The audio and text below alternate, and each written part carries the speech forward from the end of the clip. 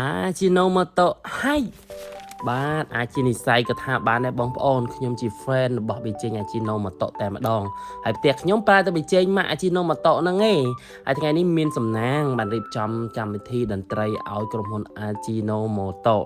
โอ้บ้านมาดอลกำทีบองปอนกำทีกิสอาร่ารีบจำสัตแต่ในสถานกีซันแอนมูนที่รอแต่สำคัญนะเจริญจิมวยหนึ่งว้าวดนตรีดีพองบ้านขณะการที่ได้ที่เรียนออกกลขณะดอกนมกรมพลอาจิโนโมโตะคลั่งแมนแตน แต่បានពេញចិត្តរៀបចំជាមួយនឹងវ៉ាវតន្ត្រី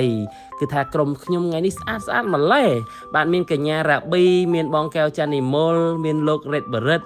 មានលោកងួនវីរវ៉ាន់កញ្ញាណែតនីវ៉ានិងអ្នកនាងលៀងសំណាងទៀតផងបាទមិនត្រឹមតែក្រុមចម្រៀងខ្ញុំទេថ្ងៃនេះ idol ពីសូលីកាក៏មកដែរហើយមានវត្តមាននេះគឺគាត់មកជា BA របស់ក្រុមហ៊ុនអាជីណូម៉ូតូតែម្ដងប្លែកភ្នែកដល់បងប្អូនអើយឆ្នាំនេះក្រុមហ៊ុនអាជីណូម៉ូតូលេងឈុតធំតែម្ដងគាត់ណា BA ជិត10នាក់វ៉ាវតែម្ដងបាទមានតាំងពីតារាតូចរហូតដល់វីរៈសិល្បករ